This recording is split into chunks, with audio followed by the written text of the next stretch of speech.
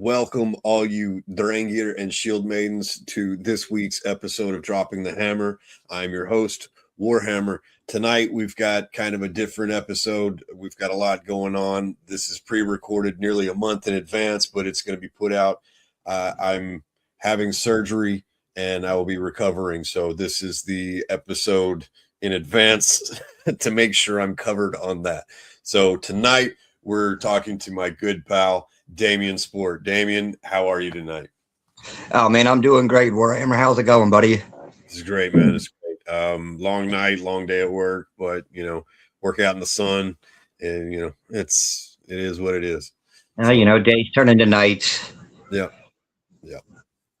So, Damien, I know we've never really worked in the ring together aside from, I think, the Rumble. I don't think we even slapped each other.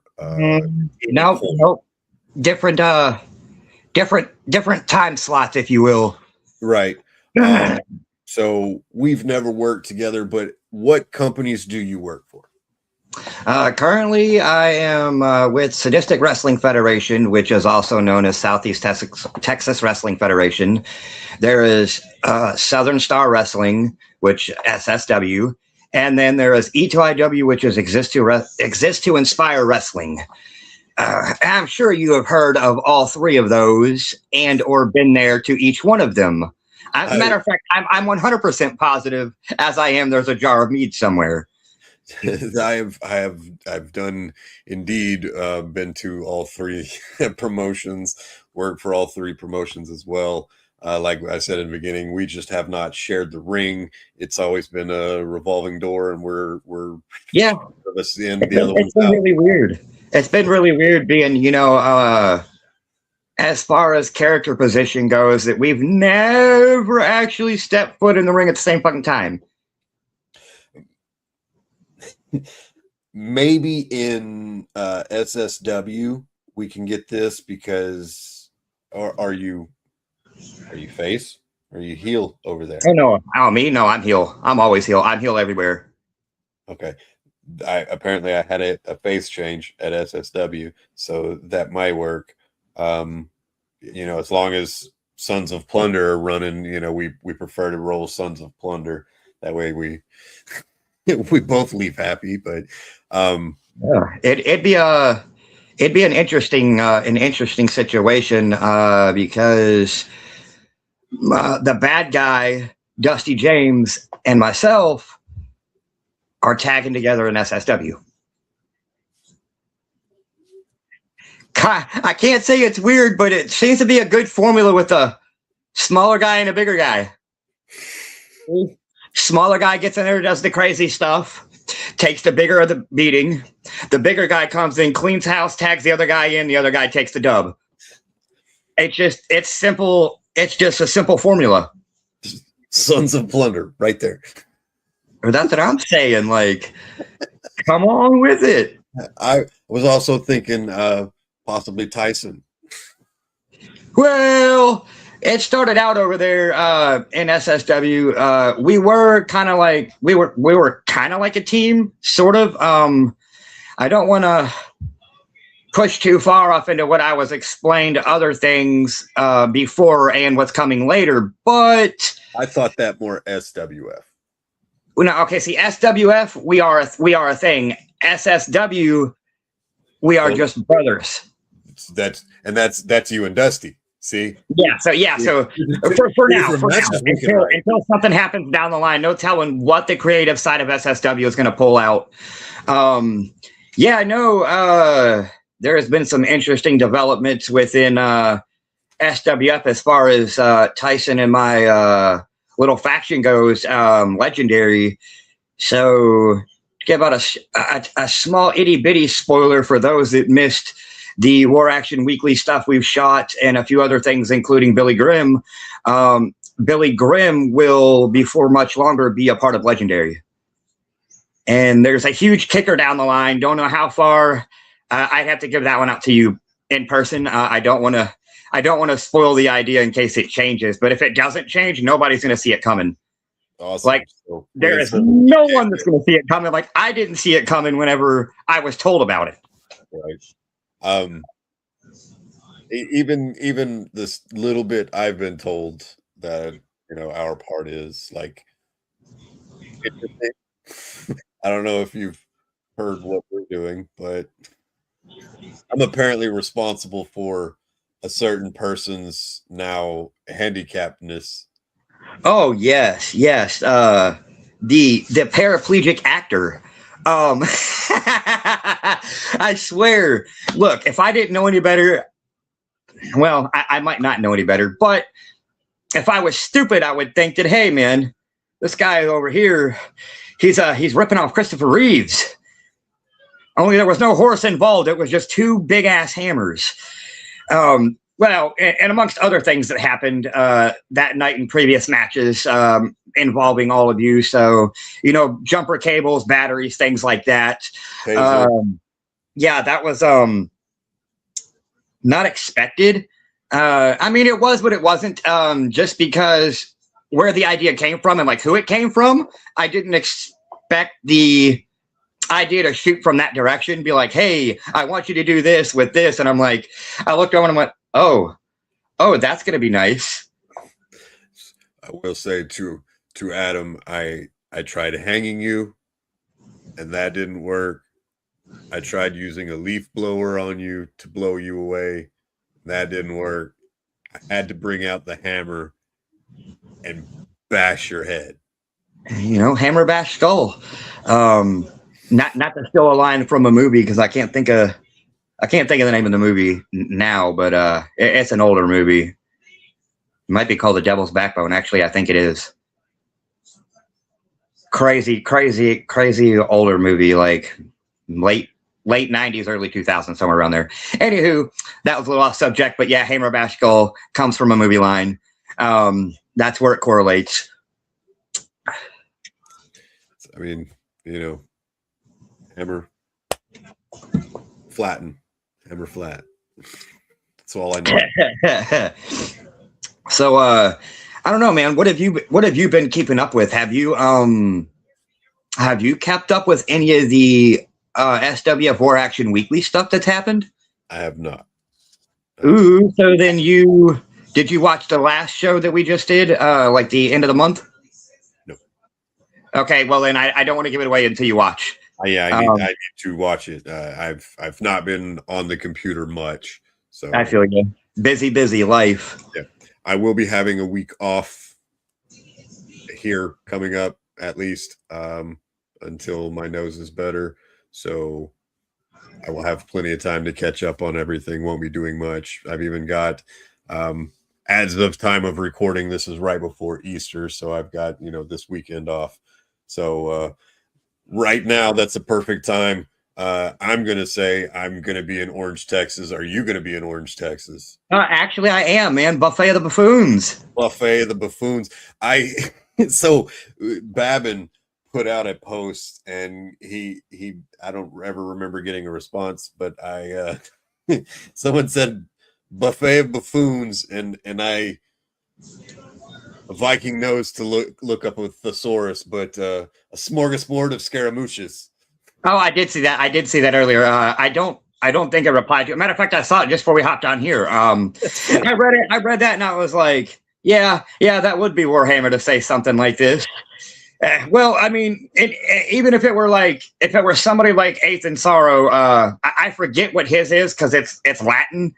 So I wouldn't expect to remember it offhand. I would have to look through his profile and everything and read through his story.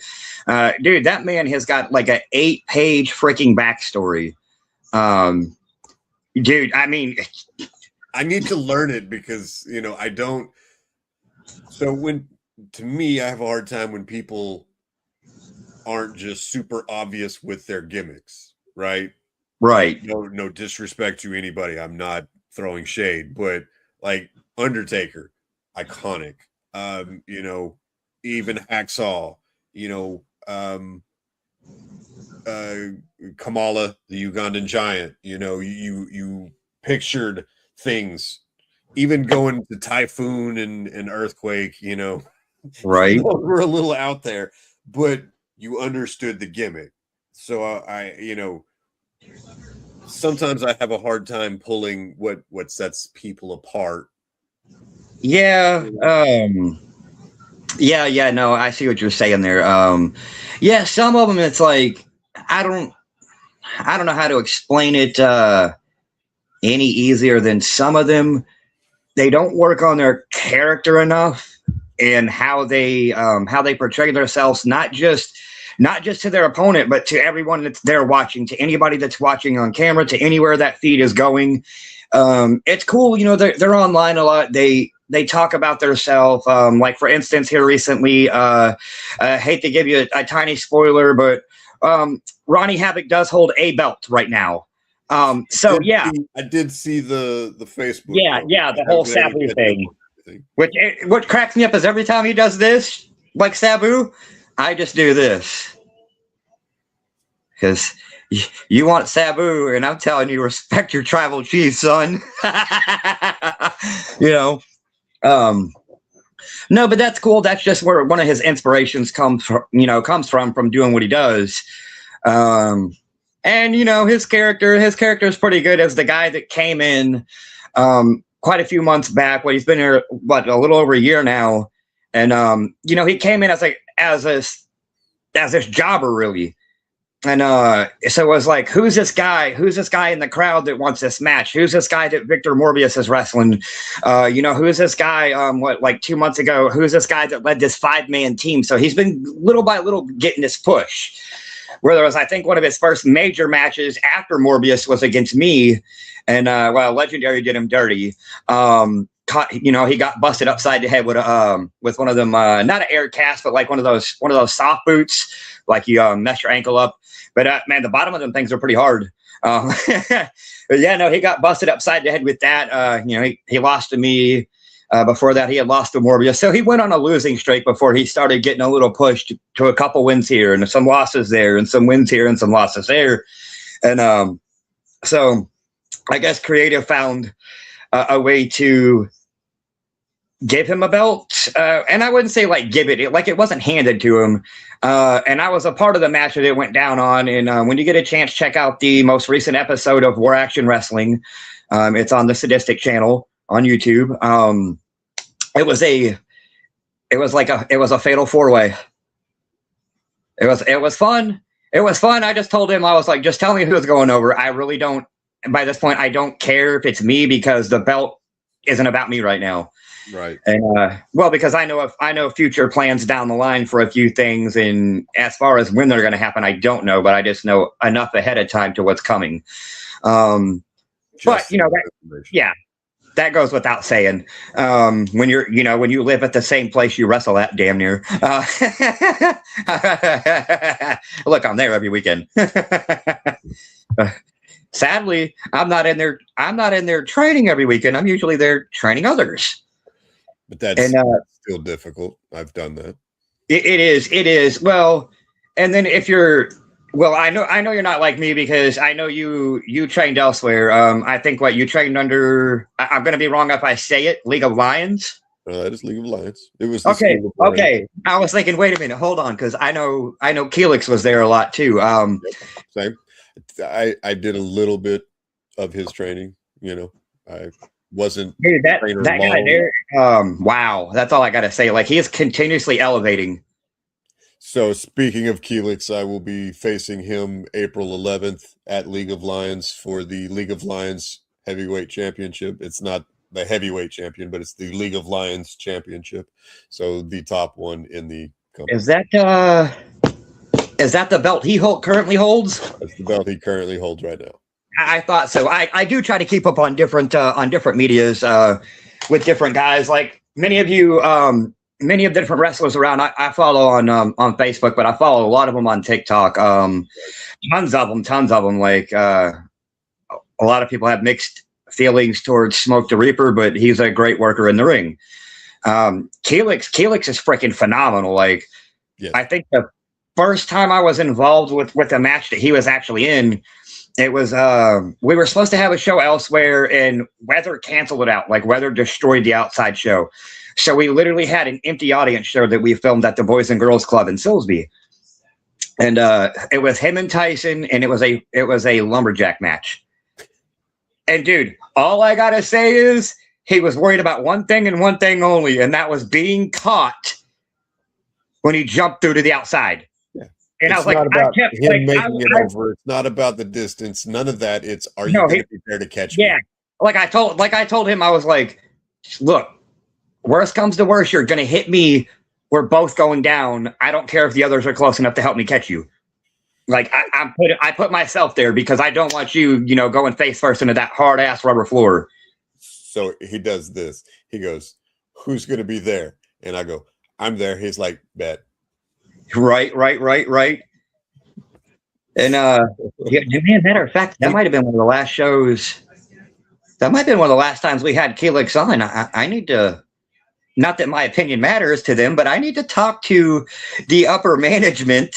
Absolutely. And get Keelix on another show, man. Absolutely phenomenal worker. I can't wait to face him. It's also on my birthday, so happy birthday. Belt, but again, like you said, it's not about the belts. First, it's really not. It's not about the belts. Now, this is a belt I am chasing. It's kind of I've got a wrestling bucket list before I retire after 10 years. Air quotes on everything because you never know. At any of that time frame.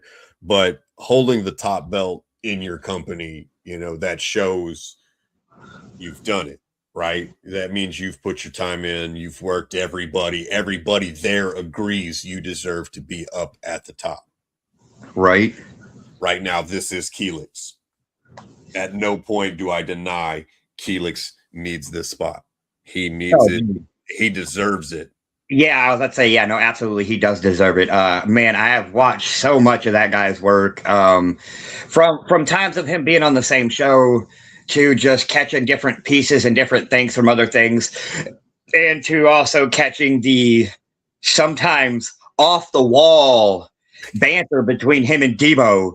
Like, bro, them two go hard against one another.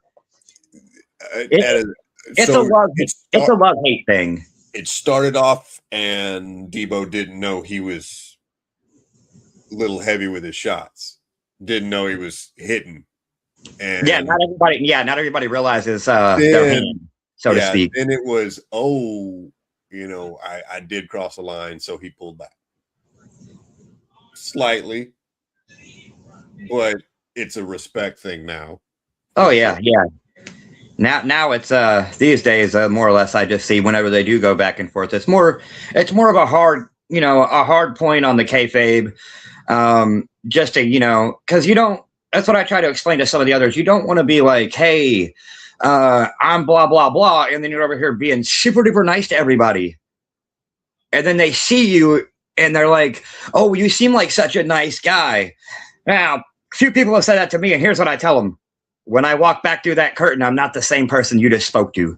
Okay. I have a hard time with that right there, because you don't want the guy that doesn't speak, that only speaks Old English or Old Norse, excuse me, and only grunts and roars and stuff like that, because the kids need that break just a little bit. Some of them, it's almost a Santa Claus issue, Yeah. You've got to, you gotta run that thin line, So the kids always want to pick up the hammer. So that right there, now I've got to talk. I've got to, you can hold the hammer. You hold the shield. Sometimes I do it in the here. You hold. Sometimes, but it's once the kids get it. Oh man. Yeah. Then it's a who's who of who's going to try to pick it up next. Yeah. I've seen it a couple of times at a few of the shows. A few of those times I've just wanted to be like, War Hammer instead of Thor. But that's awesome. Man. From what I see, it just doesn't seem to matter what side of the coin Warhammer is on, whether he's heel or face. Like, I know you catch your hate that you need to, but you catch more of the, oh, hey, yeah, wow, yeah, it's Warhammer. Like, you catch more of the stuff towards you than you receive the hate. And I'm like, man, but see, Mike Grizzly's the same way. Mike Grizzly gets out there, heel or face, and they clap him, they cheer him, and they hate him all at the same time. Colton's a prime example. Colton Keith is a prime example. No, I say the word cult. I make. Oh yeah, I got you. Stone Cold. Didn't matter if he was face or heel. He was Stone Cold. You got the gimmick. I was like JBL. Once JBL became JBL, when he was no longer Bradshaw. Right. He was just an asshole with a cowboy hat, you know? Right. Undertaker. Same. There's certain guys, they got the same reaction no matter what their character was. They're just over. They're just heavily over, like heavily over, like the Hardy Boys. I was choking somebody in the turnbuckle. Classic heel, right? Right. People were cheering for me. So I took the 4 count, walked away, and went, they're cheering for this. So I choked him again. And they went, woo! Oh. This is your boy. I thought, like, no? Right. Yeah. Sometimes it's weird. Earlier, sometime there were the first 3 or 4 episodes from SSW. Tyson and I actually went head to head. Do you know how absolutely strange it was for me to hear people cheering for me while they were consistently hating his guts? Like, I'm like, I get it. You have to have somebody that you cheer for. But when you've been a heel for almost 3 years and somebody's cheering for you, and it's the people that generally are the ones that are booing you, telling you suck, the ones that do their job the absolute best, like Jax. I love that kid. All I tell him each and every show is, if people aren't doing what they're supposed to, I want you to start that train. And he knows what to do. Right? Like your stepson, right? Yeah. Sean Maurice. Yeah, that Jax, little Jax. He absolutely does. Like, he knows who to hate. He knows who to like. And that helps the crowd, though. It helps the crowd that you have at least one person there that knows who enough of the characters are to initiate. To distribute. Yes. Oh, we're cheering now. Yay. Yeah. Oh, we're booing. Well, I don't like this guy either. Boo. Yeah, right. It's kind of like whenever sometimes you hear Super Danger up there and he's like, I don't like these guys either. And I'm like, do you know how many times between him and Rich Fortune I have nearly broken character to laugh because they've said something extremely funny while I was getting the crap beat out of me? That's another reason why I like working from the curtain. Like, if I hear somebody who's supposed to be over, I will start whistling. I will start cheering for them from the back because, they like them. Okay, yeah. And it's, once you get to an echo, like, you don't know where that cheer came from. Oh, yeah. So, yeah, it's like the whole "We Will Rock You" thing. It really is. Sad. Funny enough about that, that's what I was trying to explain to one of the new guys that's training with us. Well, he trained before, but a long time ago, because he knows Billy Grimm. And Grimm goes a long way back with Victor Morbius and Bobby Babin. Like, they go back some 20 odd years. So old boy, Grimm knows him, and so he popped back up. He's trying to get back into it when he's got time off. He hits up training. He comes and does his thing. Man, he goes like, I don't want to tell everybody this, but I haven't run the ropes in forever, in a year. And I'm like, bro, we will rock you. He was like, what do you mean? I was think about it, especially in that 16x16. We will rock you. Use your rotation to send back. He was like, oh, dude, okay. I was like, I literally heard that from Morbius one time, and he was running, and I heard it while he was running. I was like, okay, that's a really, really great way to explain some people who have either never done it or can't figure out a way to find their stride running the ropes. Unless they're in a much larger ring, then you got to kind of switch it up a little bit. But it's usually no more than 1 1/4 more, at least for me. But speed. I was taught on an 18. So it was to me, I had to treat it like when I ran hurdles. I had to find my stride, like you were talking about. Now I have abnormally large feet for someone of my size. So when I step, it kind of makes things funny. I was able to take one more step and jump with the same leg every time I ran hurdles. And I kept up with people or was faster than people. Just just the way I was doing it. So even in training, I had to learn kind of a weird way of running the ropes. But then I got to the point where I just know my character now. I've got to charge the ropes. I'm trying to make the ring shake and show you that him with everything. You got to bring that rowdy Viking energy to it. Exactly. Which is where the difference would be between my Damien and Warhammer would be. Not to say me and you, because character-wise, see, you're the Viking. Right. You're loud. You're destructive. Yes. Whereas me, I'm a little bit more sly and vindictive. Right. And it works. It works no matter where I go. That's why I tailored one of my finishers to my size. Like, if I come running at you, okay, let's take back the running part. If I try to hit you like Randy Orton, out of nowhere, pop up and RKO you, what's to stop you from pushing me off of you? Exactly. What's to stop you from pulling a Samoa Joe, right? Yep. Or completely just stopping, and I just jump and everybody's like, what's going on? I catch you. Yeah, exactly. So how did I manage to fix that idea? So that's why I call it a slingshot cutter. I hit the ropes, come back to you, speed, then I jump in for the cutter. My size to anyone else's size, if we're near the end of a match and I'm hitting you with that, I don't care who the hell you are. You probably shouldn't logically have the energy to get out of that. Yeah. Not unless you're quick on your feet and you throw a boot in my face before I get close enough. Now I was given my finisher. I didn't exactly decide on it. The only thing I really decided on was the name. Right. My trunks were designed by somebody.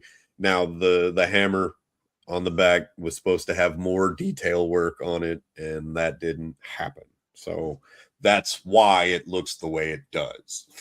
You ever thought about taking a wood burner and putting some ruins on your handle? No, I want to do that. But when I broke it, this was just I had to get something quickly and didn't take much time to really put it in. It was more get it secure, get the head the way I wanted it. Right. The handle, I extended it. It used to be this big. I broke it. Now it's an actual Warhammer. Yeah, I was about to say, you went from like an axe handle to like a John Henry handle. Right. That's an easier way to anybody that doesn't know, that's a super easy way to understand it, really. Like literally, you went from the sledgehammer handle to a John Henry handle. Like you were trying to like the Big Show could swing that damn thing one-handed to make it look easy. But that's exactly it was a decent size for him. That's exactly why when I saw Iron Belly on Instagram, I said, "Hey, where are you?" Right? Please tell me you're in the same state. Where are you located? Dallas. Oh man, I need to talk to you. Right. Yeah, sometimes I forget he comes from that far up. How far out are you? So I am 3 hours from Dallas. Oh shit. So I joke we're the worst tag team ever because I live in Longview. Oh, live in Dallas, and our witch lives in Paris. Over an hour. It's 2 hours to her. It's 3 hours to him. We're 3.5 from y'all. It's like 5 to 6 for Iron Belly. Yeah. So dang. So what is that? Where does that put y'all's travel for time wise? Okay, where does that put your travel for a home-based League of Lions show? Oh, it's just 20 minutes. It's down the road. Oh, see, now that's almost the equivalent of me going to the SSW show. It's like maybe 20 minutes from right here, from my couch. And this is why I don't get payment at League of Legends. There's right, just, I'm not, because it's so close. like, there's no reason to pay me, even though it'd be nice. Right. I mean, ultimately that's what a lot of us want. We want to see a little bit of incentive for what we put ourselves through. Because I'm sure you've seen the argument a million times. I know I have. Both of us probably more than a million. But when you have all those people out there that love to say this very thing that I've heard Chris Jericho speak out about, wrestling's fake. I can't tell you how many times I have encouraged people, come down to where we are. I'm going to get my biggest guy over here. I'm going to let Aiden body slam you like 15, 20 times. Then tell me how fake it is. I've challenged multiple people to the normal workout I did in the ring. I've challenged them to 10 minutes in the ring at a match. I have yet to have anybody actually take me up on this, but the people I explained to them, what is fake about a stunt double doing everything on the first take? Right. What is fake about a movie that they are filming right there, live action? Yeah. Like, you saw him get hit with that glass tube. I understand that's extreme. You saw him get slammed down on the ground. That sucks. You saw him get slammed down in the mat. That sucks. You saw him fly off the third turnbuckle, crash down, 400-pound man. Right. I've done it. Saw a guy jump from a 20-foot ladder and miss the mark. I have a picture of every injury that I've sustained from wrestling. So I go, oh, fake. Right. I can show you a collage of fake shit. Hold on. Fake, right? And they go, I've got one on my phone, and I kid you not, it's when 2 years ago when me and Ash Phoenix did the first blood match. And bro, let me tell you, the one and only thing that was wrong with that entire match was the bulb wasn't done the way it was supposed to be done. Like, as well as I do, generally you take the cap off, you take the end off that halogen, and you get rid of the powder. No. That's not what happened. Damien's a bad motherfucker. He took it, powder and all. So, at a WWA Warrior Wrestling Alliance show, Rika Wildley is in a match with Jack Lovecraft, where it was a toys equal weapons. Oh gosh, it was a clown match. somebody pulled out a picture frame. Just as Brady says, hey, did anybody take out the glass?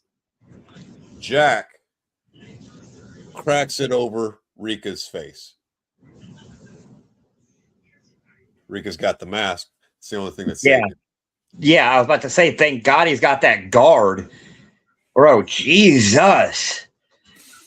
Oh, man, I could not. I could not. Nope. There are certain things I will do, and there are certain things I will not do. Now, I can tell you what the original idea was for that before the first blood match became a first blood match. I was supposed to go through a table. Table didn't happen. The glue didn't set up. Morbius had it already, but there was too much moisture, so the table didn't set up. So then Adam came up with this idea. He was like, hey, how about we move it to a first blood match? He was like, you're still losing. I'm like, okay, what's your idea? His first idea was like 3 of those tubes taped to a fucking 2x4. Thank God it didn't go that way. Because I had, after that show, I had one piece of glass on my back for almost 2 months. From the initial impact, when it went in, it twisted. So I just let my body work it out naturally. Like, because every time somebody touched it, I might as well have been getting stabbed with a hot iron. No. Yeah, dude. I'm not going to discredit that style. That is not something I want to do.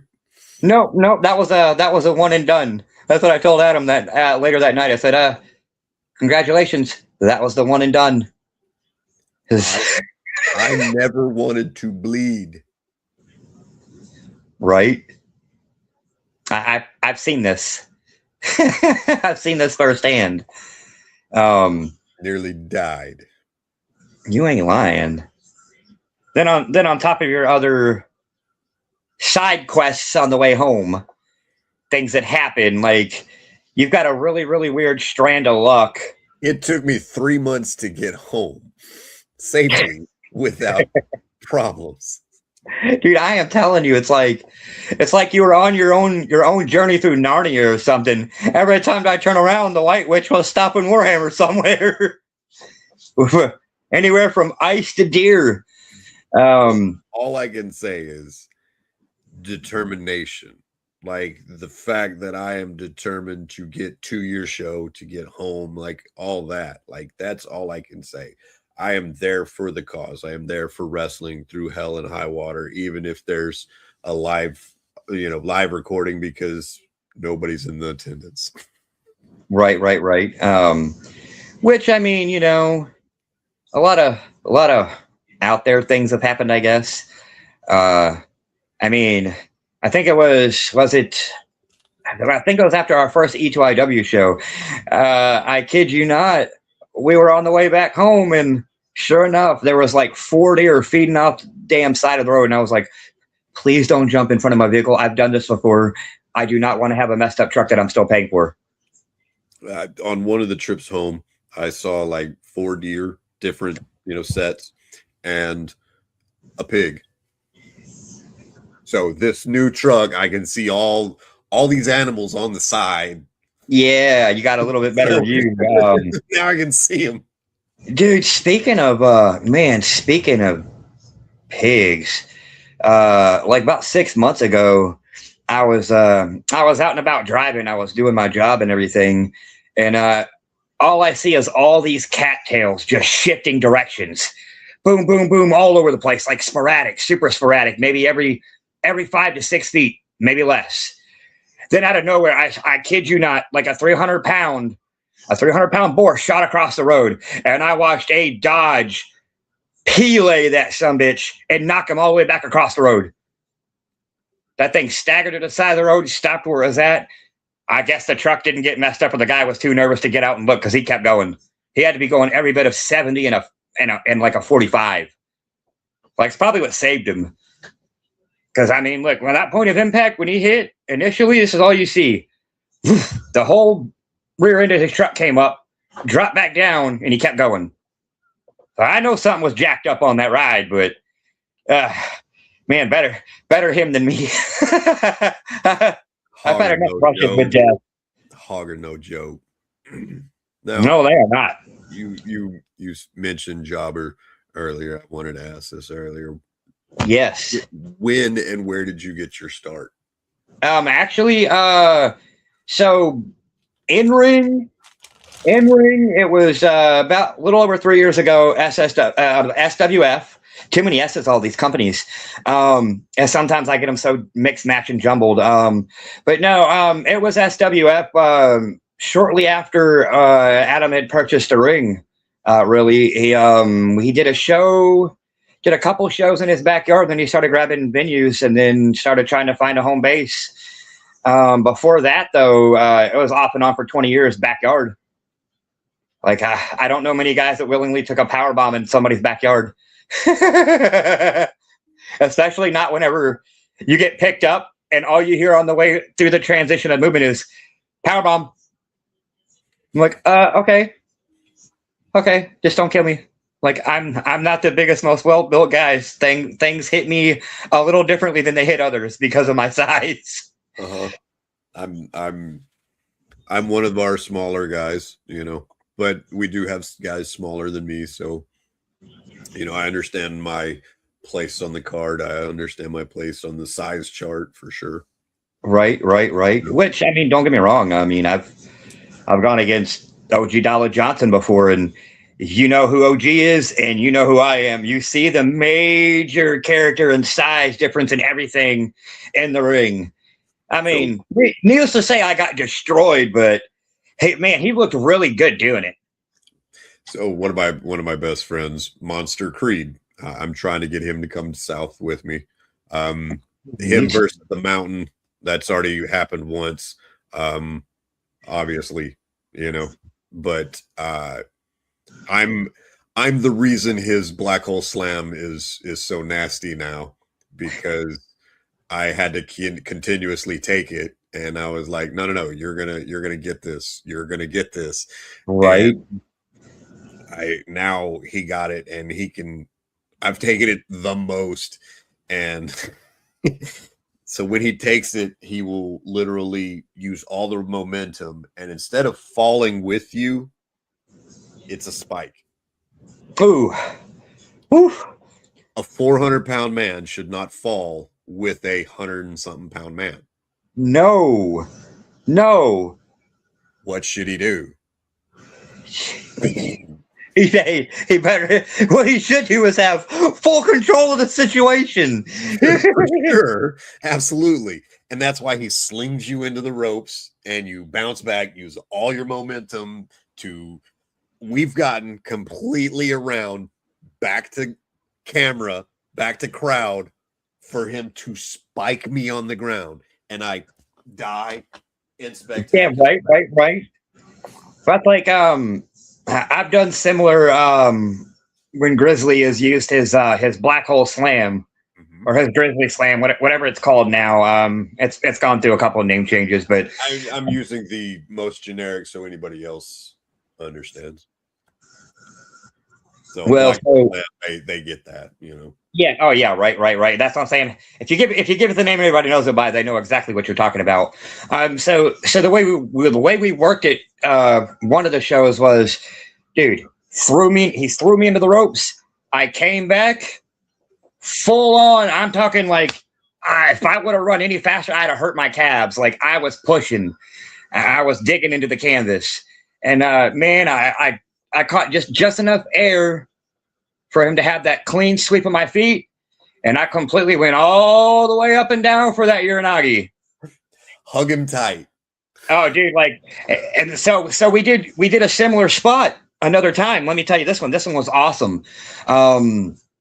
So we did the same thing, only it was for the finish. He tried it earlier in the match, and what had happened was I countered it. I went up, I swung my arm back around, DDT'd him on the way back down. So when everybody saw it coming the second time, they didn't know if I was going to counter or if he was going to deliver. And let me tell you, when he hit that delivery, after, like, as the count was going, he's leaning over. He goes, "Dude, are you sure you're okay?" And I'm like, "I'll be fine, buddy. I'll be fine." Like, I don't know. Some guys can take a hell of a beating. Some guys can't. Which is why I generally like to get with people and be like, "Hey, what aren't you comfortable taking?"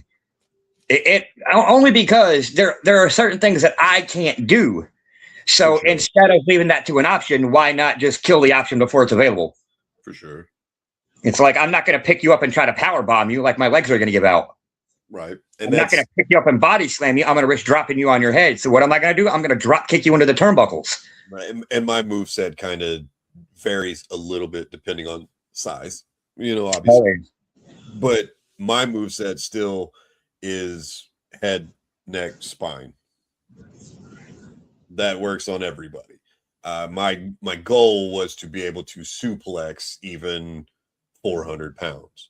I have suplexed. It was a double suplex, but I got the most of it, and he was 375 at the time. Who? So, but that's all him in a suplex. Right.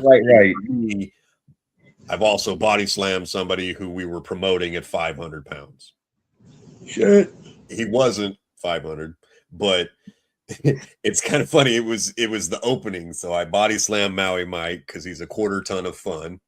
Oh, dude, Maui Mike's fucking awesome. So I body slam Maui Mike. I fall over from the concussion, and so does the ref. not from a ref bump, but just we couldn't stand. Just impact. Then to sell everything even more, I get up and I roar and fall back down. That's awesome. That's awesome.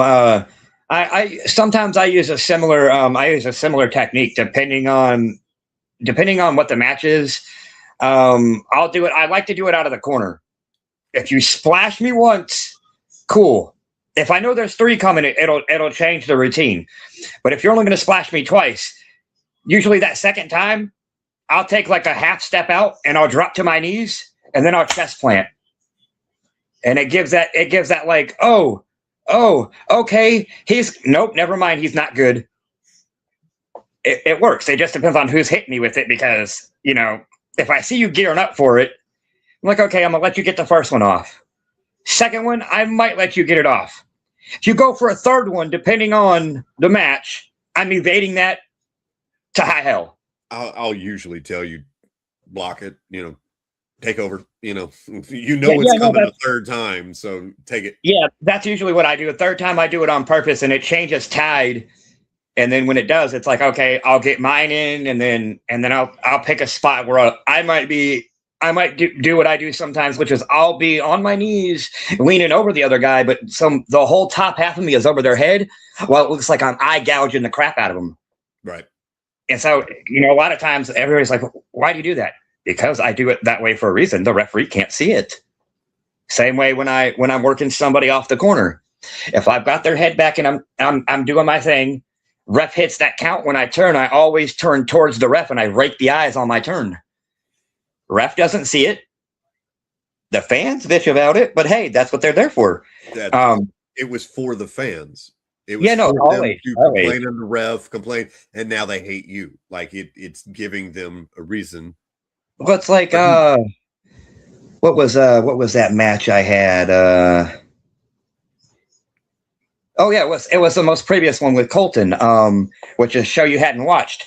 There was a couple spots in there, so I'm sure you've been there for a show or two to see that Rich Fortune's also his manager, so he steps away from being the owner and commentator down to managing Colton. Well, so I'm facing Colton, and during this match, Rich says something directly to me. I'm giving Colton his time. I look at Rich and I'm like, why don't you go back up there and do what you're good at? Go commentate. And he just looks at me, dude. Dude, after the show, he was like, dude, that was freaking awesome. Why does nobody ever talk back to me? I'm like, dude, I love talking back to you because I never know what you're going to say. So I never know how I'm going to respond. Same way at one point, like I'm out of the ring, right? And Vivian's over here. She's counting. 1. I look at her and I hit the ring and I'm like, 1. Just to screw with the referee. Like, why not? Like, when I can't say when. You don't see people screwing with the refs enough. Correct. Not in a sense of putting their hands on it, but mocking them, mimicking them, belittling them without laying their hands on them. Yeah. Now that kind of reminds me. So my last match, I was in a fatal 4-way, and one of the girls, they were calling me Warhammy. I'm a bald loser, all this stuff. I don't really talk, but one of the other guys was bald, but only I was bald. But I was like, bald. And she was like, yeah, but you're balder. It's like, Mr. Clean. So I grabbed this one kid and he's got really long hair. So I just grab him by the hair and I just start shaking him just because you never know what's going to happen, right? If you're making fun of me, I'll make him bald too. Yeah. I thought I was completely safe. I had his whole head. It wasn't like I was just yanking his hair. Right. So well, it's like I do kind of sort of ish similar. Whenever Little Jax is at our shows, like the first E2IW show, where like I'm coming out and Jax is doing his thing. He starts laying the hate on me, and I do what I usually do to him. I get in his face, I let him get louder. I tell him I can't hear him, louder. Like I'm telling people, hate me louder, hate me more, give it to me.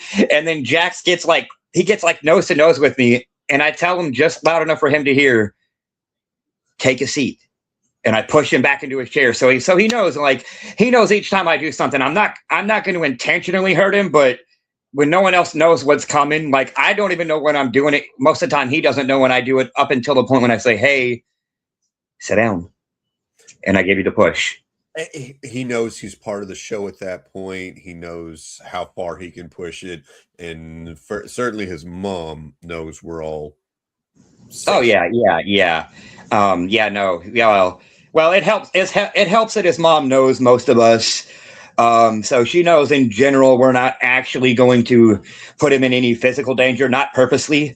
I can't say impurposely, for a lack of a made up ass word. But like some guys, they'll do things and there's purposeful intent with what's going to happen. They say, well, if this happens, this is exactly what I'm going to do. Some of us don't run that way. Like, accidents do happen, and usually we make up for it as quickly as we possibly can to salvage a situation and not have a negative outlook towards the company or us in general. Like, I don't know if I don't think you were on the show that it happened, but there was one of the shows for SSW, and during one of the Clark Quinn Stevan Rimson matches, a kid accidentally got popped in the face, and only very few people actually saw it happen besides the kid and the one that did it and the other one involved, right. And a very few fans. But like, when I tell you, like, I was watching what happened, and the guy that did it, which it was a solid accident. Like, you could clearly, I could see him from where I was at, which I shouldn't have been out there, but I was. All I could see was him saying, "Are you okay? Are you okay? Come see me after the show. Are you okay?" Instant break character. No, and so he didn't have to break character. So, and I did, and so soon as, because they were the main event that night. That was the final match anyway, so there wasn't much longer to go. Probably like 15 minutes. So soon as everything is done, like, I slip over there and I'm talking to the kid and his parents, and I'm like, man, are you okay? You took a pretty good one to the face. And he was like, yeah, I'm all right. I was like, it's like, you want to take a picture with one of the wrestlers? Yep. You want to sign something for you? And he's like, yeah, that'd be awesome. Dude, I pulled up my leather jacket. I got my Damien Sport shirt on. He goes, wait, you were out there earlier. And I was like, I pulled my hair down. I was like, you ready for that picture? Like, he was like, can my sister take a picture too? I was like, yeah, come on. Like, and it kills me. You've earned it. Yeah. Well, You're one of us for the night. Right. Well, and it kills me. It kills me sometimes when you see other indie wrestlers at other places where they're like, well, I'm not gonna destroy my character to take a picture with a fan because I'm a bad guy. I cannot, like, $5. Yeah, I get it to an extent, but if you want to keep having fans, you have to have a little give with your take. And there's a guy, I can't think of his name. There's a guy I follow on Facebook and probably TikTok. I can't think of his name right now, but dude, he's got the same mindset when it comes to it. Like, he said he doesn't care if he ever makes it and he's famous, like a big time, big show wrestler. He said even then, as long as the company wouldn't force him to do it, he wouldn't charge fans to take a picture with him. Yeah. I'm like, dude, that's freaking awesome. I just choked a kid out there, and you want to come look at my table. Awesome. Yeah. What I say is, you didn't buy anything this time. Guaranteed, you know my prices now. You'll come to the next show where I'm on a flyer, and you'll go, oh, I remember this guy. I remember his beard oil. I remember his T-shirts. I remember his stickers. I remember his photos. I remember his hammers, whatever it was that I was selling. Little hammer and shield. That's it. I remember something, and I remember how much it was, and I really wanted that. I'm going to go get it this time. Yeah. It's almost a pre-sale for the next show. It is. it's good advertising. Which is why whatever, what was it, like the last SSW show, you were busy, and I just happened to be over there, and I just happened to man your table, and sure enough, kid wanted something, came back, got it. But see, that's the thing too. Like, I also don't see that very often. Guys that are willing to step aside and give the other guy the hand if he's not there to do it himself. Like, that's why, he come up, he asked the price. I was like, I'm not sure on that one. Give me a minute. I sent my kid to find you. She comes back. He'll be over here in a few minutes. I was like, that's cool. But it allowed me to keep my eye on where he went. So when he went back to the concession table, I walked over there. I said, hey, guy you want to speak to is right over there. And he come over there and he bought something off of you. But that's just me. To me, my table is your table. It's their table. This has got my stuff on it, but if you want to put your stuff on it, we can make room. Right. I'm selling my stuff to eat. You need to eat. They need to eat. So let's all sell our merch. So right. People watching my table, I'll watch your stuff. You watch my stuff. It needs to be having an intermission or something for you to push the merch. That is what's really missing from a lot of stuff. We're going to take a 15 intermission, go get some merch from the wrestlers you've already seen. Like, that is a big, I got some money. This guy kicked ass, Yeah, exactly. So that fuels so many of the sales, and it just helps, no matter what you're selling. Like, I understand our big ticket item is the beard oils. I've not been pushing them as much right now. We are on the final steps of getting labels. Everything was ordered. Everything was designed. Everything is right. From there, it just needs to be printed and shipped. Yeah, I was about to say, I think maybe sometime last month, I think I did see your look of your label. It just hasn't been done out yet. So we have all that. We are the next step further. It is ordered. The label stock is ordered. So from there, it's printed. Once they get shipped to us, we will start slapping them on bottles. And from there, we will have beautiful labeled bottles of beard oil, 3 different scents, and a beard wash.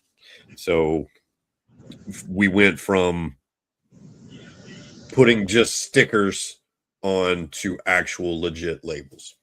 Yeah, no, that's awesome. What's funny is we found a guy. It's through a beard club. I need to talk to you about that.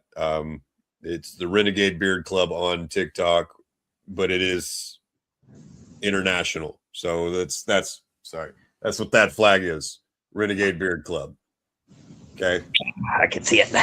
Yeah. It's a wolf, blinded wolf, got a hatchet in its mouth. But look it up on TikTok. I can give you a number to the President Dalton. We can get you in. Definitely worth a shot. But this guy linked up with one of the guys. Come to find out, he got bought out by Sticker Mule and then kind of kept his own company after that. So I now have my own Sticker Mule. He's not Sticker Mule anymore, but right. He said they're a mile and a half from him. So I was like, awesome. We just found our guy. So he's designed the labels. He's printing the labels. He's shipping the labels. All he's asked is a sample of each. From there, they will all be sold in New York. And after that, we will be designing a website, which he is also helping with. So when I say this went from an idea to a legit thing very quickly, man. Well, I don't just sometimes when I go live and do things, I don't just talk about your beard oils just because. I do because I have some, and man, God, I gotta say, like, the different scents for the different seasons and different things that y'all have going on. Like, man, if people would just take like 40 seconds, just take 40 seconds, walk over there and ask to smell one of those.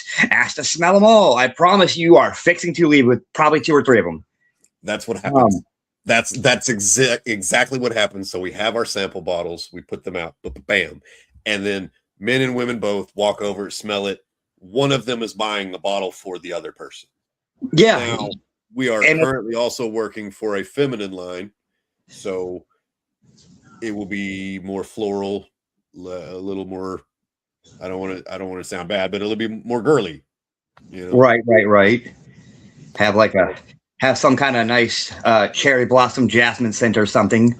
That's nearly the exact scent that we were working on. It was the first 2 that come to mind, other than like a vanilla, which is so generic, because everything is in generic. I mean, everything you know what I mean. Everything's got vanilla, but if you do like a vanilla cherry blossom, which you do see, but not a lot. That's kind of what we're looking for, adding a little something, but we're making scenes with everything we've done.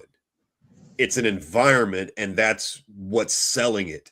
It's the Raiders camp. Like, you smell the smoke, you smell the leather. You're almost, yes, I am a Viking. Okay, and we're drinking some cherry mead. I smell all that. The mead hall that smells like a drink right there. You ain't lying. The winter hunt, that is Yule or Christmas. Like, that's got to be so So the summer one is going to be oak, linen, and sea spray. Ooh, I love me the smell of oak. It's going to be called Longship. Oh, hell yeah! What are you going to picture? A boat on the ocean sailing. That's so you're putting yourself in another world, in another person, in it. Become another person. Well, it's a way to transport somebody into a different mindset of things. To make it make sense to anybody watching it that's not understanding what you're saying. If you smell like, generally, I would say you smell cherry blossoms. You think more of the Orientals. Cherry blossoms, things like that, which you see in a lot of old school Chinese and Japanese films, things like that. Vikings, yeah, by God, if you don't smell smoke, wood, pork, beef, something, mead, ale, what are you doing? It makes sense. It's not just that it makes sense to your characters and how you're trying to market it, but it makes sense to what you're trying to project with it. It kind of hit me. It almost bridges the gap or connects the make-believe to the real. Yes. I'm a make-believe character doing this make-believe thing. Ha ha ha. Now smell this. Oh, yeah, you are a Viking. Right? Yeah, you are a drunken dwarf. That makes sense. Yeah. Gimli. But that's Iron Belly. He's not a Viking. He's a dwarf from right. Which very close relation as far as what they do. Well, I say, back when I was doing the Norse lessons, the dwarves made all the mythical weapons for the Vikings. Who made Odin's spear? Who made Thor's hammer? Who made something else I can't think of right now. The chain from Fenrir. Oh yeah. I could swear there's another one. There's a spear too. That was Odin's spear. Yeah, there you go, Odin's spear. Well, you got so many between the Viking gods and some of the others. There's so many similarities that people don't realize they're all one and the same. And I joke, he's just as Viking as I am. I just, I never converted his religion. Right. And it works. What do dwarves do? They mine for gold, plunder. Yeah, they mine and they drink. I mean, jokingly, I actually found a guy who kind of cosplay as a pirate, and I told him, I'm gonna need you to come down and just walk out with me as I wrestle. Yeah, sense, because I've got a dwarf, I'm a Viking, we've got a witch, we've got a pirate. Like, everybody. Bro, now you need a damn vampire. Basically, yes, all of it. And we acquire everything.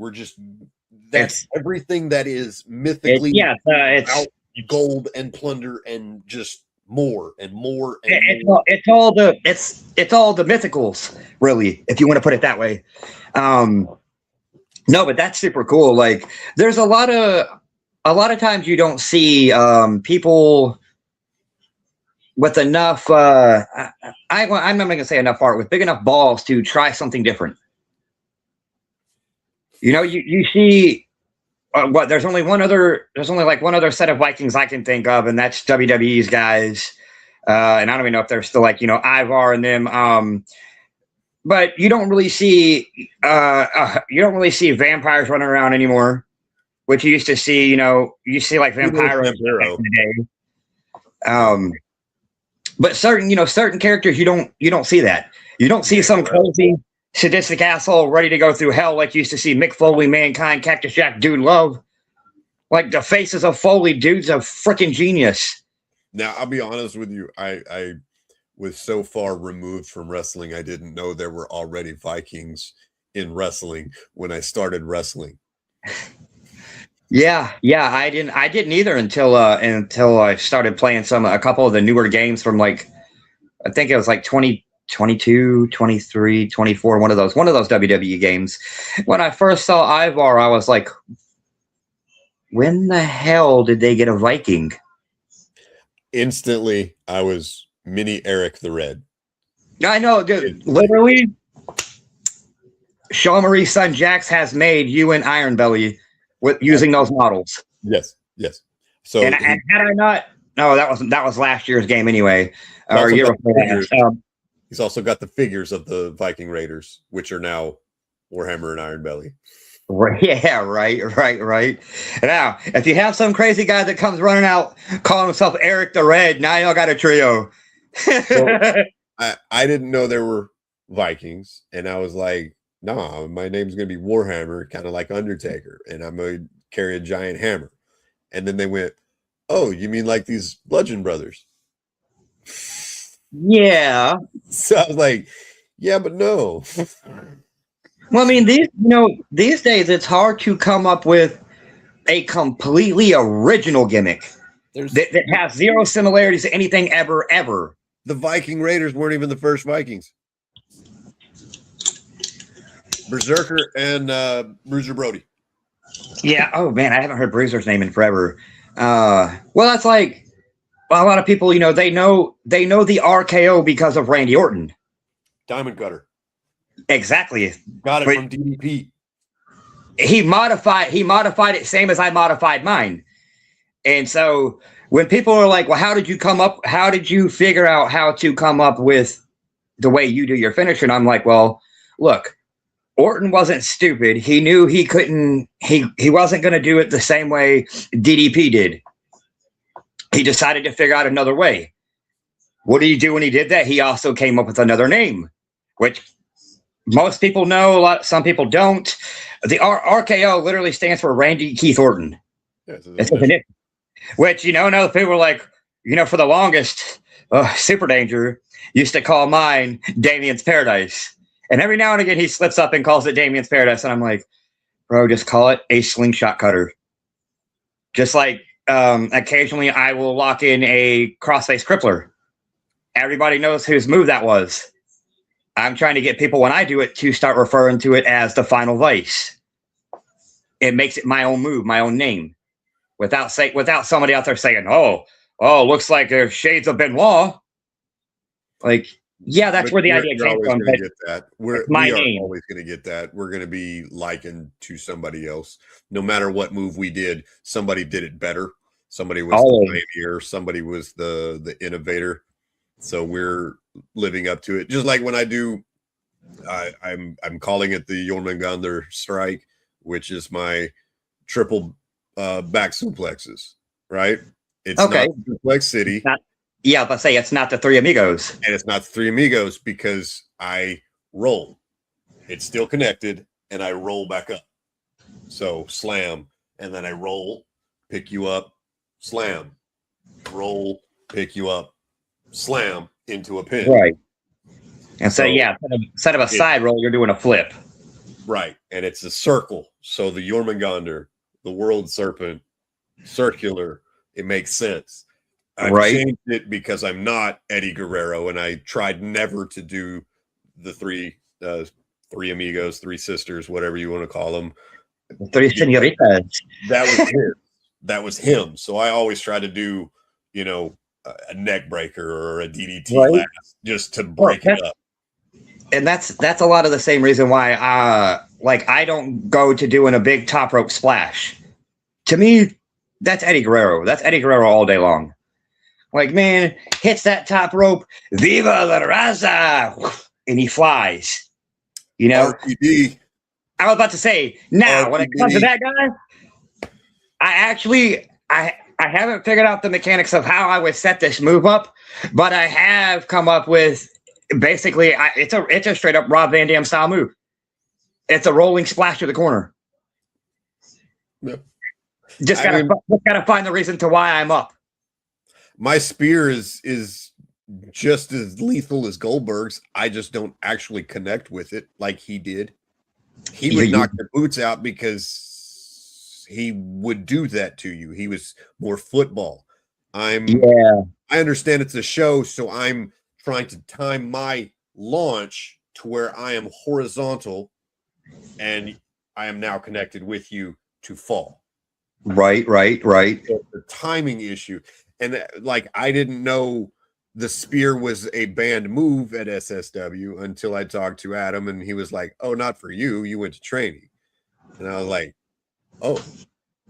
I mean, that was something I picked up myself, but I can do football. I can spear you like in football. That was that's easy. You were in bed, and I would try to lay you out and knock you out. This is different, and I'm trying to hug you, and as soon as I connect, it's you should be falling down now. And and it's the same way. It's kind of like the same aspect of the differences in over the years how Rey Mysterio, or should I say Rey Mysterio Jr., modified his Hurricanrana. Mm-hmm. From doing different things to getting a full seated spin around to jumping from the turnbuckles to finishing it off with a 619, the whole combination, little things that led up to a major finisher. Like it started out as this, and then it's this, and then it's this. And now if he hits this, now these days he doesn't springboard off like he used to and finish it off with the Hurricanrana. But dude, that was I wish I had the opportunity to do what I do now. 20 years ago, the level I could have been on, they'd have been like, "Hey, can you hit a 619?" I'm like, "Mine or Ray's." It's like I hit a 712. What's up? Right? I'm not going to hit you with a 450 frog splash. Boy, you better be laid up on that table just right. I'm gonna hit you with a 720 to the outside. Right? I'll do it better than what you thought, even if I couldn't. Right. Well, it's there was a match a good while back. It was me and the associate Bobby Babin, and let me tell you, we had a great spot planned out. He lost his footing. He lost his footing on a superplex. I was the guy taking the superplex. Wasn't his fault, but he lost that good foothold, and when he did, he didn't. There was no let go of me. So what I did was I took the free fall with him and adjusted myself just enough as he leaned back, and I took a massive chest bump instead of breaking my neck.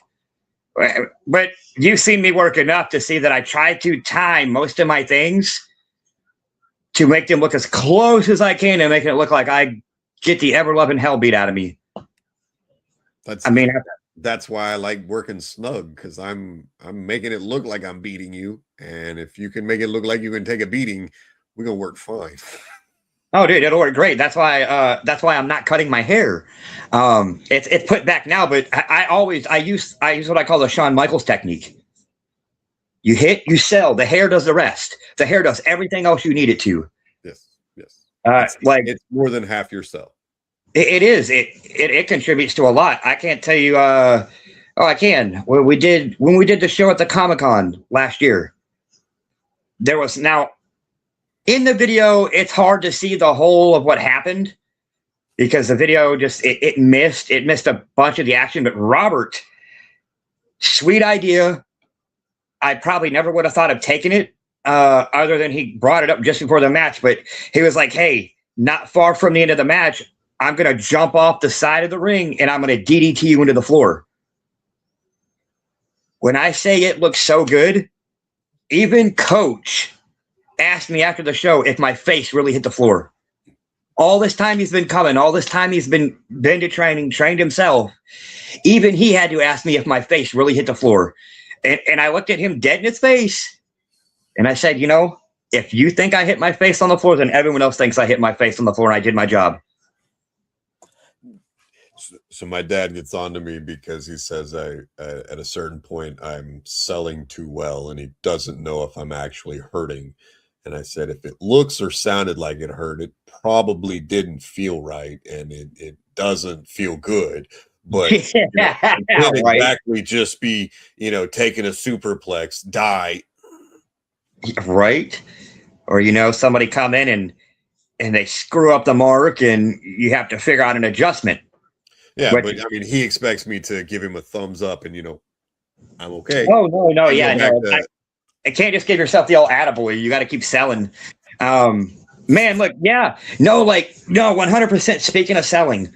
So we did that. Well, obviously the flyer's still there. So when we did that E2IW show, during that Rumble, there was a moment when referee Ember's Nightshade's kid was sitting in the audience, not far from where I was laying on the outside.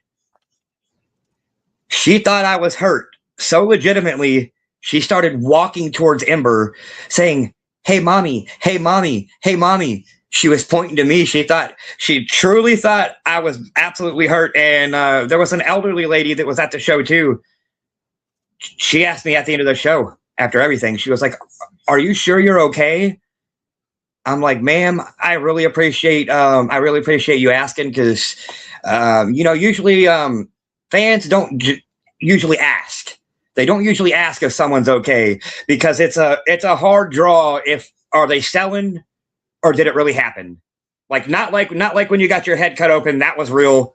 That wasn't, you weren't selling a bit. Like you were really you were dogged out as it was, and you were already completely spent anyway. And so, but same principle applies. You while you were in and out of it, bleeding crazily all over the place, you were still attempting to sell while not selling, which those that have never had to do it don't understand how absolutely difficult it is to sell while you're physically hurt when you're trying to sell it properly. And someone is asking me, "Are you okay?" And I'm at a certain point unable to tell them, "No, I'm not okay." But right, I'm still here. Yeah. I mean, I don't even know what I was doing in the locker room. I might have been about to walk outside and out back and smoke a cigarette, and I literally turned around to Ember running through the curtain. "Hey, somebody get out here and help Warhammer. He's bleeding all over the place." No second thoughts. At that point, I did not give a shit about my character, because it's at this point, it's not selling. It's real. Mm-hmm. She doesn't come back there and say things like that if it's not for real. Otherwise, you'll get the general announcements from somebody. Yeah, you'll get the commentators sometimes, like, "Hey, this guy might really need to be hurt. He's hurt. Can the refs come out here and do something?" But that's usually for show. Rarely is somebody's physically fucking hurt for real. And everybody's going around like, "Well, was this planned? Did he blade? Did he do this?" No, he didn't blade. Why would he blade the top of his head? Are you crazy? Where is he going to hide that thing? Is he going to hide his beard? But and I'm one of those guys I'm not crazy about the whole blading thing, anyways, because so much can go wrong if you do not know what you're doing. I can do it to, and things no one will ever see. But I learned how to do it a long time ago, to where it never left lines, never did nothing. I learned how to do it on the palm of my hand without cutting too deep. Now I use any scratch or anything, any wound, and now it's Ah. Well, yeah. At that point, it's straight on the cell. But no, yeah. A lot of times, the referee they should throw that X up. They should. Hey, something's really wrong. But like I said, she ran back there. She said what she had to say, and I was like, you know what? Screw this. You looked over at me, and I knew you weren't all there because you looked at me and you stared at me for about 2 seconds. You knew I was there. You heard me, but you weren't coherent to what I was saying to you. And that's Up what until I think saying. that I put my arm around you and I said, "Stand up, stand up, stand up with me." And I had to keep repeating it until I got you through that curtain, got you through that back door. Once they got you sat in the chair, I made sure you had water. I ran and grabbed the first aid kit. I let everybody, do their part and help you out. But that's just me. Aside from my character and what I do, man, if somebody's legitimately hurt, like I'm like, dude, say what's up, and I'll fix it. I will do what I can to get you out of there. Like the SSW show when Phoenix hurt his shoulder. He landed wrong on one of the moves he did to me. When I jumped off the side of the apron and I punched him while he was laying down, I hit him and I leaned in on purpose. He goes, man, we got to move to the finish. I might have broke my shoulder. And I said, okay. And he still went through and hit me with the Texas Cloverleaf with his shoulder jacked. I'm like, dude, I would have settled for you clotheslining the ever-loving dog shit out of me, and I would have sold it so hard that nobody would have guessed you'd knock me out physically. Super kick. Yeah, well, he's not a super kick user. Doesn't matter. But yeah, but like same thing. Okay, same thing for like the E2IW show. Was during that Rumble when I threw Chaos out. It's because during one of those big heavy hits he took actually came across part of his throat. When he was laying there, overselling his injury, he was hurt. He couldn't breathe. I took that suplex. Well, I told old boy, he was like, "Can you take this?" And I was like, go for a fisherman suplex or a snap. It's shorter. It makes you look more powerful, especially a larger guy. To me, it made it look completely effortless. Like I didn't have to do shit. It was gravity doing all the work, and I barely kicked. Yeah. A lot of people don't understand how easy it is to use the snap or the fisherman, which basically almost the same damn suplex, just a different position of leg. That's all it is. But like he hit me with that, and I almost had all the air out before impact. There was just enough left to knock the rest of that out of me, and I almost couldn't breathe. I rolled to one spot a little bit, and I looked at Chaos, and I said, "Dude, I can't breathe." And he goes, "I got hit in my throat. Get me the hell out of here." So when you go back and you watch, and you would think that I'm sitting there talking to him, because I am. I'm telling him exactly what to do so I can get him out of that ring because he couldn't breathe. So I was like, "Get up with me, get up with me, get up with me." I started to run him one way, spun back, and threw him right through the same rope he was laying next to. I was like, it was short, it was fast, and you needed out of the ring. I know that wasn't when you were supposed to go out, but had to call an audible, and I had to do something to fix the situation. And I'm good with that. Yep. Like, that's just one of the things I've gotten decent with is I'm cool with somebody calling an audible, just as I'm cool with adjusting the situation so we make something look better when we're to a certain extent where we're too exhausted for either one of us to pull it. You're in control of this situation. You have to be. You got to be able to think on your feet. I've noticed some people freeze when they don't know what to do next. Like, what do I do next? I just hit you, and you're in the corner. What do I do? What do I do? Well, are you a good guy or are you a bad guy? That's about to make all the difference in what I'm going to tell you to do. Snapmare is a snapmare. Both sides can do it. But it's generally the heel that does the good old knee to the back and the spread eagle. And that's when I developed that little flip headbutt, flip cutter, whatever you want to call it. It's low impact for the person taking it. You're already sitting down. All you got to do is lean forward, snap back if you want to. You can take a bump, or you can, and sell whatever you want to do, but it's something different, something separating me. I try to separate myself as much as I can. Even when we've talked about this, there is nothing new, So who was your favorite wrestler growing up? Did that change, into, who you watch today? Because mine never changed. When I saw him, it was always Sting, but Undertaker is kind of what I said, the mold that I'm using as my character, not anything that, Death Valley or anything like that, but Oh it's yeah, no, yeah, not from Parts Unknown. No, man, when I started watching way back, oh God, I probably started actually watching like 86 or 87. I was real little. One of my grandmother's best friends used to watch all the time. Back in the day, Surfer Sting, blonde hair, bright face paint, everything. Now, yeah, now a little while yeah, later, when the Undertaker came out as the Undertaker, I was like, for sure. that's my guy. But over the years, the styles of the wrestlers that I like didn't very much differ. Edge, Christian, Austin, The Rock, Taker, Kane. Those are just a few small ones to name. There's plenty of others, but it's guys that a lot of the guys that you used to love to watch and still do if you watch. Those are the guys that you draw older ideas from. Stuff that they did, certain ways they sold. Like I mention HBK all the time for the way he sells with his hair. I'm not a super kick guy, but you know what? I've straight up pulled a Triple H before. I had one of the matches. I had Ricka. He super kicked me, and I stalled it, and then he kicked me again, and I ate it.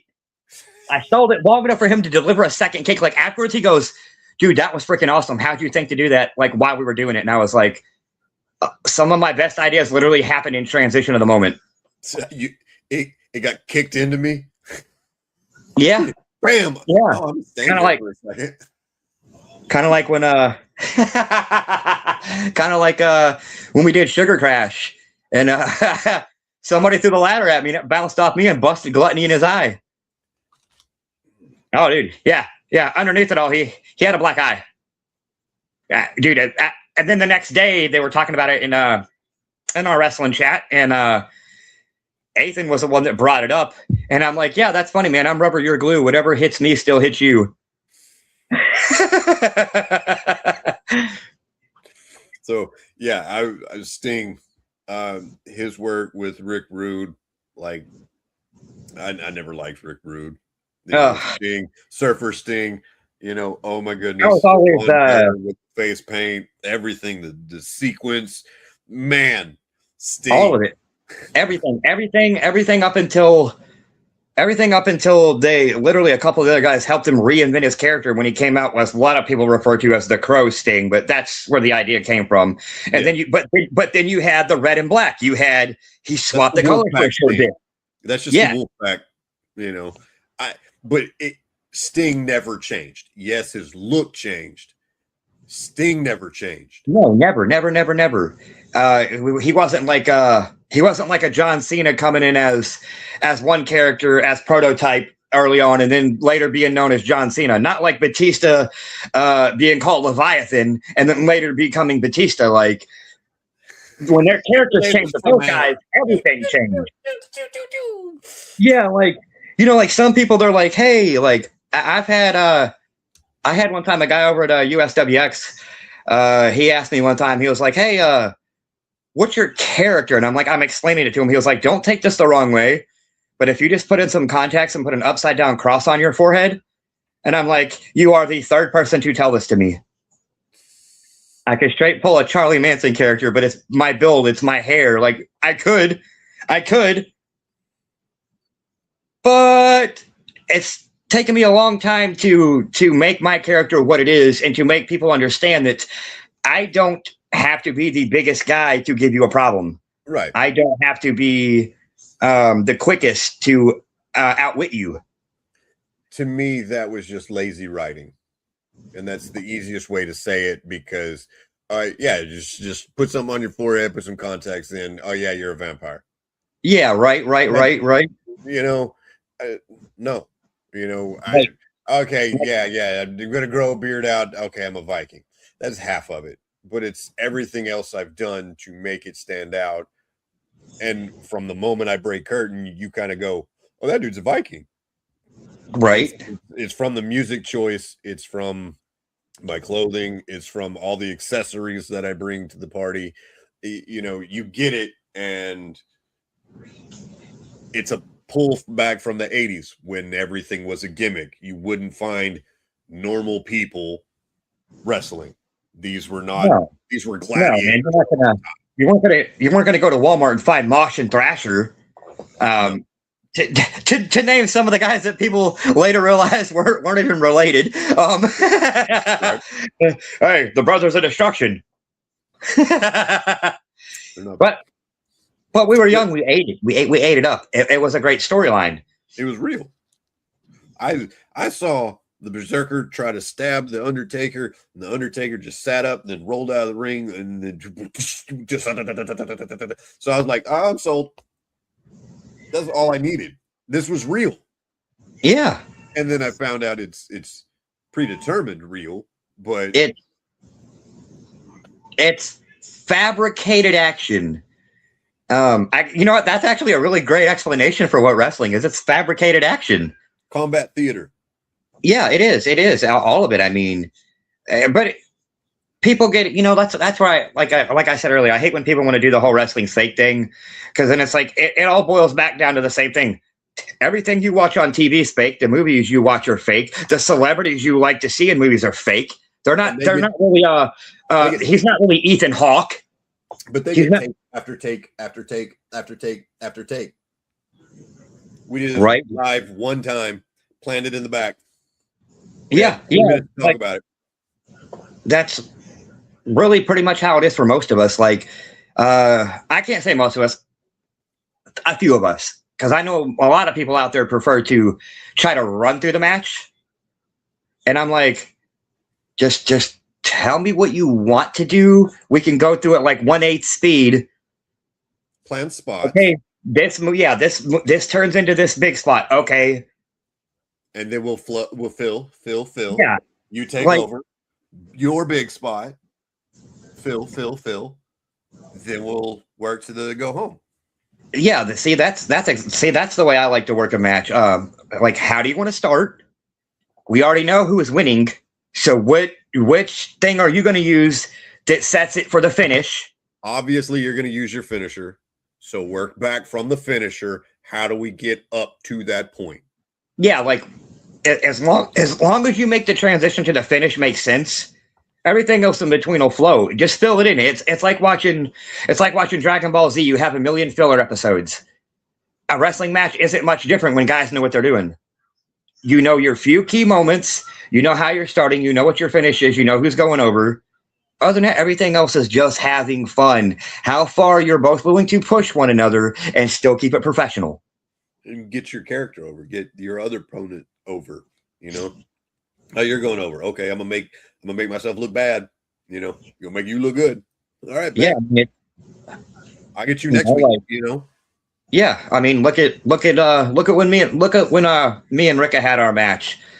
I did certain things that later during the match he came back and as he was targeting a certain area and switching the area he was targeting, he referenced what I did to him earlier into the match, which was his, that's his way of pulling the fans back to his side, which was no different than when he was knocked down and I was screaming at them like, quit clapping for this idiot, things like that. Like, it's the small stuff. Like, some people are like, oh man, it's too much to work the crowd. It's really not. There's been times where my silence works the crowd better than anything, not acknowledging them at all. That's another thing. I try to leave everything in the ring. My opponent is my outlet. That it's all about the violence. It's about the fight. That's what Warhammer is, about winning and glory and gold. So I'm not going to really interact with the crowd much, but when I do, it becomes a big thing. And that was the bald moment. That's, when I pick on a kid and scream at him for no reason, Right. It's just to get a reaction and to make them, I was flexing on a kid. It kept doing it till he flexed back. And then I was like, oh no, I don't want any of that. Right. But give and take. A lot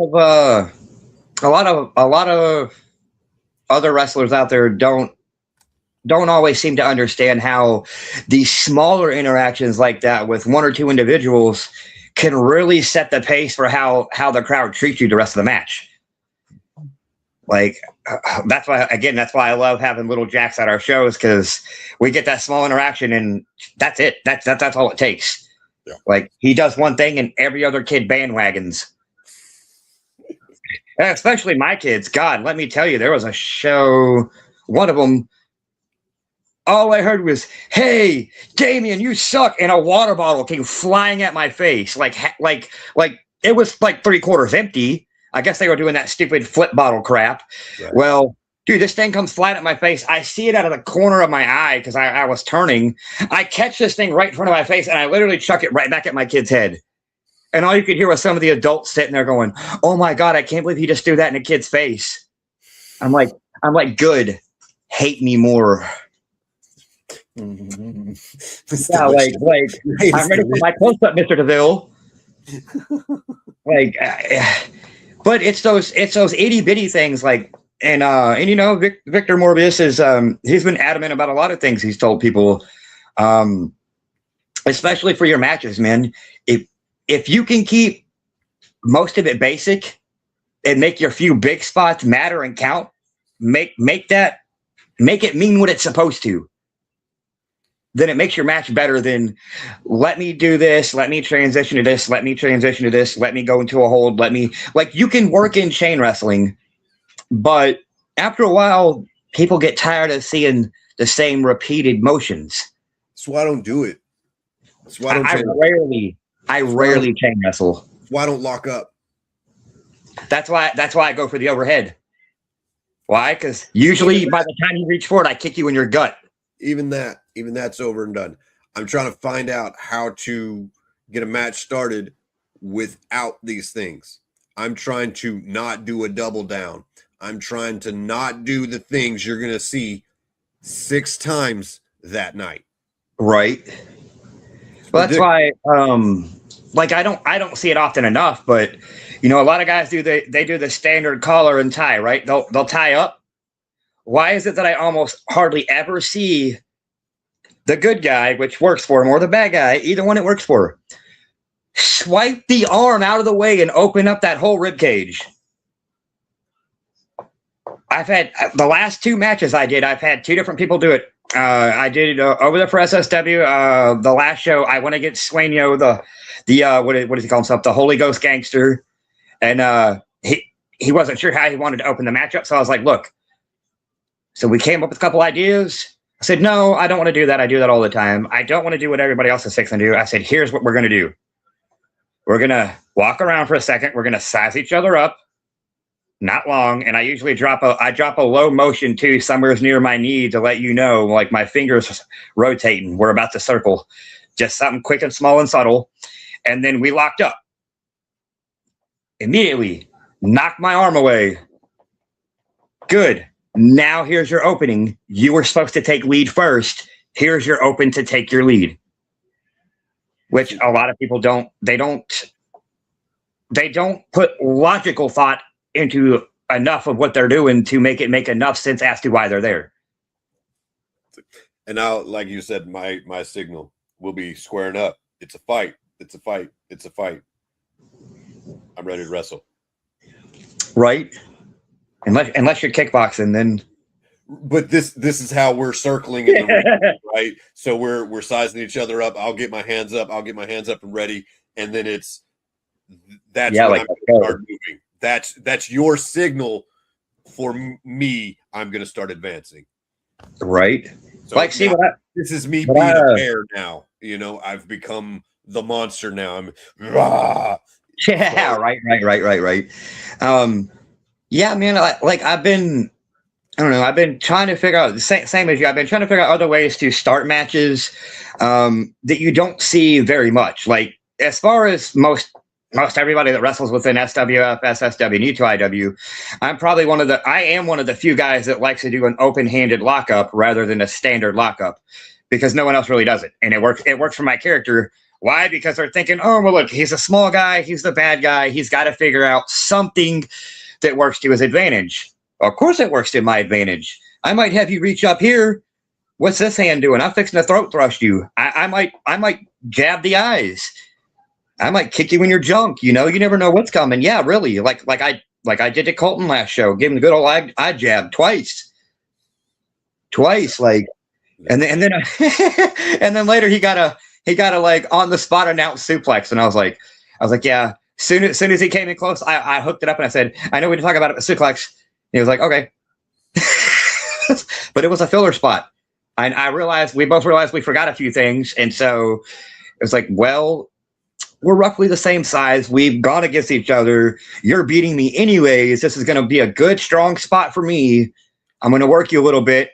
And then when you're ready, you're going to spin it around like you. Yeah, but it's a basic standard move. Anybody should be able to take it. If you're wrestling, you should be able to take a suplex. Right. You should be able to take a neck breaker, a DDT. It depends on how you take them is the way you look good or bad, But right. Everybody should be able to perform these moves. Simple. Basic. Yeah, they're like I think it kind of sucks that more people I say it a lot. I see it a lot actually, but more people don't know how to take a drop toe hold worth of shit. I mean, I'm not crazy about smashing. I'm not crazy about smashing the wedding tackle on the canvas, but you got to do your spot. I'm more concerned with my face bump, but if you can legit trip me, make it look like you tripped me, I'll fall. But if you do that whole, that's why I don't like arm drags, because they're essentially already on the ground before you perform the move.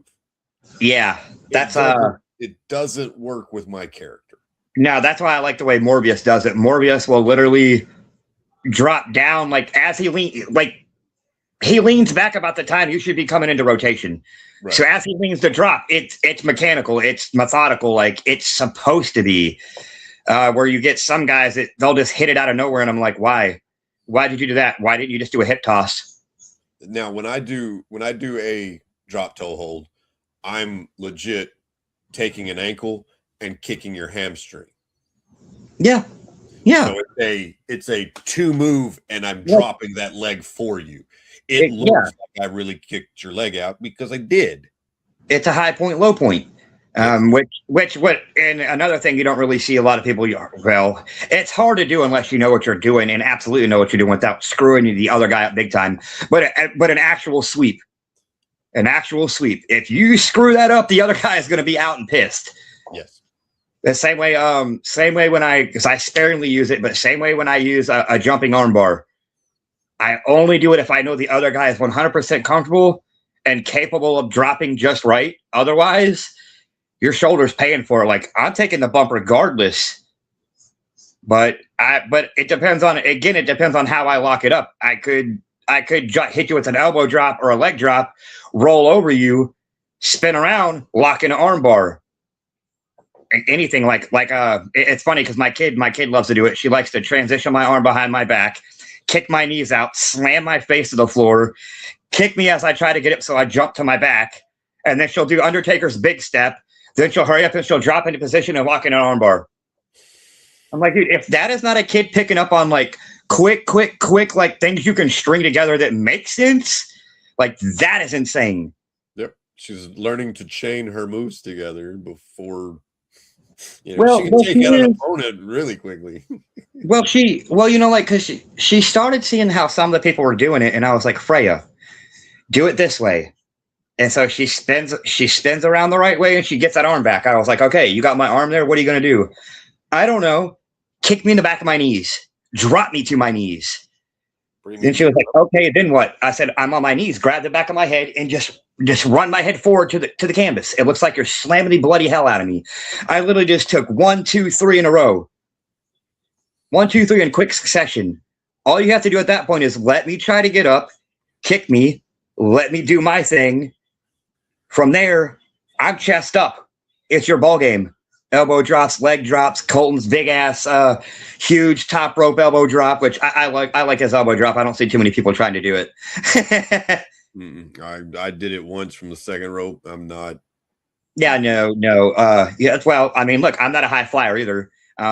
you'll only rarely see me go up, and it's usually for, if I go up, I am coming down with a forearm or I'm coming down with an axe handle. That's really all I do from the top. I am not a flashy wrestler. You don't have to be flashy. I hate that so many people think you have to do all this acrobatic crap, but that takes away from the actual work that other guys have put in, keeping it basic and making it look real. Watch me still get over.